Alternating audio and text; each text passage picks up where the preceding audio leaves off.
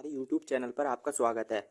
आज हम आपके लिए कक्षा 10 भौतिक विज्ञान के बहुत ही महत्वपूर्ण आंकिक प्रश्न करवाएंगे जो हर साल बोर्ड के पेपर में पूछे जाते हैं। अगर आपके लिए वीडियो पसंद आए तो वीडियो को लाइक, चैनल को सब्सक्राइब करें और वीडियो को अपने दोस्तों में भी शेयर करें। ठीक है, देखिए पहला प्रश्न कह रहा है, एक अवतल दर्पण से 25 सेंटीमीटर दूर रखी वस्तु का दो गुना वास्तविक प्रतिबिंब बनता है। दर्पण की फोकस दूरी ज्ञात कीजिए।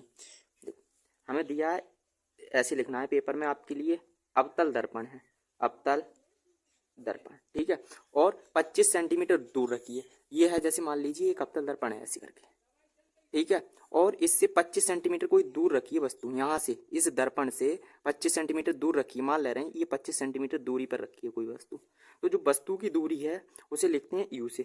वस्तु की दूरी u बराबर है माइनस के 25 सेंटीमीटर, और अवतल दर्पण के सामने रखिए ना वस्तु, तो चिन्ह माइनस का आएगा। ठीक है, और वस्तु का 2 गुना वास्तविक प्रतिबिंब बनता है, तो जो m बराबर दे दिया 2 गुना है, कितना 2 गुना। ठीक है, हमसे फोकस दूरी निकलवा रहा है, फोकस दूरी को लिखते हैं f से। f बराबर हमें ज्ञात करनी पड़ेगी।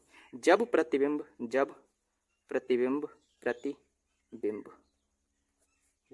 वास्तविक बनता है, वास्तविक बने तो, ठीक है, वास्तविक बने तो वास्तविक में चिन्ह आ जाएगा माइनस का, माइनस के 2। ठीक है, सूत्र हम जानते हैं, सूत्र होता है m बराबर माइनस बी बट्टे यू। ठीक है, अब m की जगह लगाना है -2, माइनस के 2 बराबर माइनस की v और बट्टे जो u है वो दे दिया है माइनस के 25। ठीक है, ये माइनस से माइनस कैंसिल, बट्टे में एक मान के तिर्यक गुणा हो रही है, तो b की गुणा 1 में करेंगे तो b हो जाएगी, और -2 की गुणा 25 में, तो माइनस के 25 दूनी 50 सेंटीमीटर हो जाएगी। ठीक है, ये आ गई प्रतिबिंब की दूरी, और वस्तु की दूरी हमारे पास है, प्रतिबिंब की दूरी है, फोकस दूरी निकालनी है। तो दर्पण का सूत्र हम जानते हैं, दर्पण के सूत्र से सूत्र होता है 1/f बराबर 1/v प्लस 1/u, और 1/f बराबर 1/ जो b का मान दिया है वो है माइनस के 50, 1/-50, और u है जो है माइनस के 25। यहाँ -25 है, यहाँ चिन्ह प्लस है, तो ये माइनस का हो जाएगा, प्लस माइनस माइनस 1/25। ठीक है, इसमें लास्ट देखो, ये चिन्ह ऊपर हो जाएगा, ऊपर पहुंच जाएगा, लासा हुआ 25, 50 लासा हो जाएगा, 50 और 25 का 50 लासा हुआ, 50 एकम 50, एक बार गया तो 1 की गुणा 1 में करेंगे तो माइनस का 1 एकम 1, और 25 दूनी 50, 2 बार जा रहा है तो 2 की गुणा 1 में करेंगे तो 2 एकम 2, 1/f, तो 1/f बराबर माइनस के 3/50, तिर्यक गुणा कर रहे हैं, तो ये हो जाएगी माइनस के 3f बराबर 50, ये गुणा में तो भाग में, f बराबर 50/-3।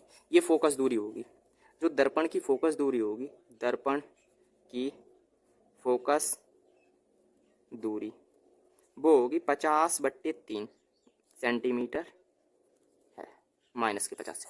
सही है, यही होगा, ये आपका आंसर होगा। अब देखिए दूसरा प्रश्न। अगर वीडियो पसंद आ रही है तो वीडियो को लाइक, चैनल को सब्सक्राइब करें।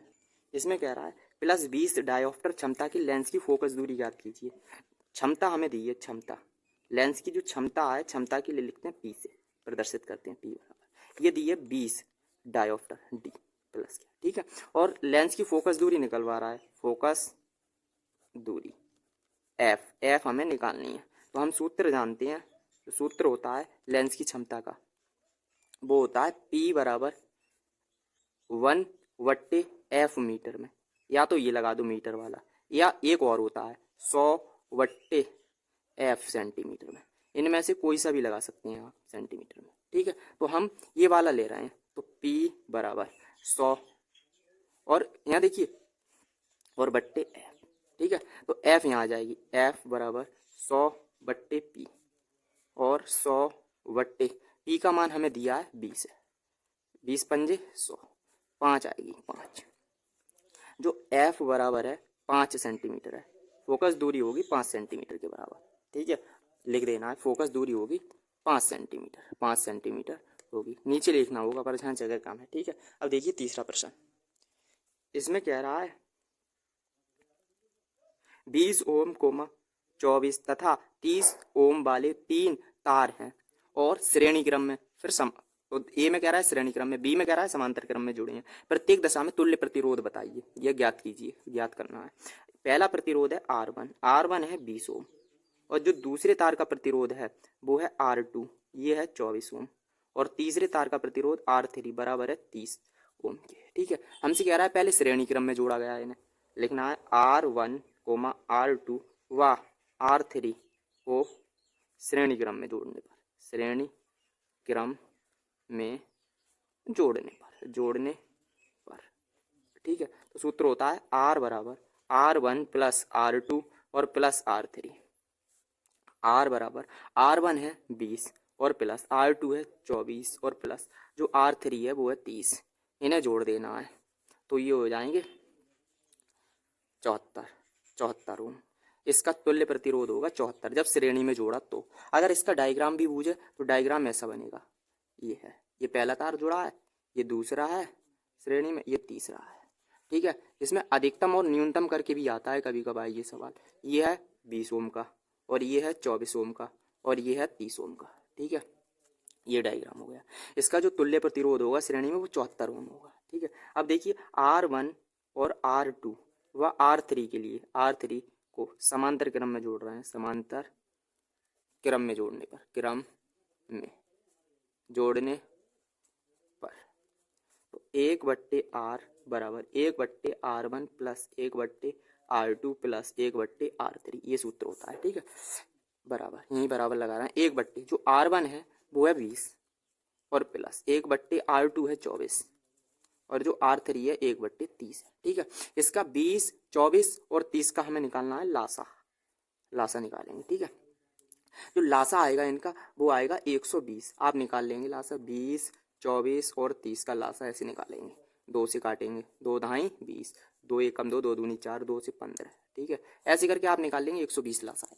ठीक है, अब देखिए 20 का पहाड़ा हमें 20 से भाग देना है 120 में, तो 20 छक 120, 6 बार गया, 6 की गुणा 1 में 6 एकम 6 प्लस, ऐसे 24 की भाग देना है 120 में, तो 24 पंजे 120, 5 बार जाएगा, 5 की गुणा 1 में 5, 5 एकम 5 और प्लस 30 की भाग 120 में, 30 चौका 120 और 4 की गुणा 1 में करना है 4 एकम 4।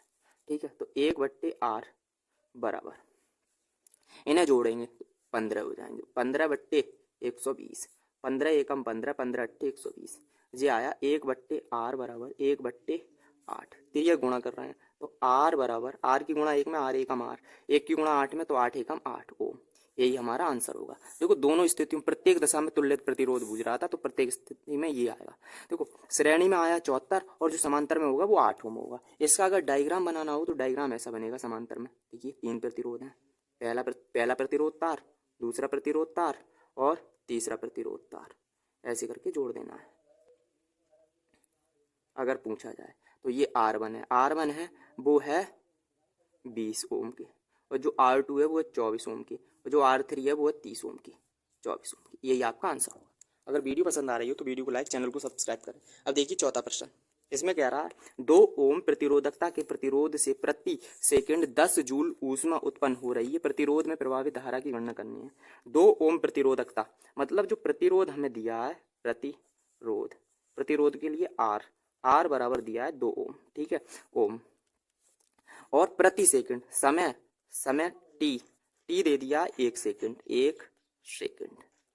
ठीक है, और 10 जूल ऊष्मा को लिखते हैं H से, ऊष्मा H बराबर है 10 जूल के, और धारा पूछ रहा है, धारा I बराबर हमें ज्ञात करनी है। तो हम सूत्र जानते हैं, जो सूत्र होता है वो होता है H बराबर I² RT के, ठीक है। H हमें दिया है 10 और बराबर I² I का मान निकालना है, तो ऐसे रखना है, इंटू जो R है वो है 2 गुणा, और जो T है वो है 1। ठीक है, ये गुणा में तो भाग में पहुंच जाएंगे, 10/2 की गुणा 1 में 2 एकम 2 बराबर I², 2 पंजे 10, तो ये आएगी I² बराबर 5 आ गया, वर्ग हटा के वर्गमूल लग जाएगा, तो I बराबर 5 वर्गमूल में एम्पियर होगी, एम्पियर, यही धारा का मान होगा। इसे आप पॉइंट में विधि से वर्गमूल निकाल के भी निकाल सकते हैं, यही आपका आंसर होगा। अब देखिए 5वां प्रश्न, इसमें कह रहा है एक चालक तार है, तार का प्रतिरोध 25 ओम। इसमें प्रभावित धारा 5 एम्पियर है, तो विभवांतर ज्ञात कीजिए। प्रतिरोध दिया है, प्रतिरोध R बराबर है 25 ओम के, ठीक है।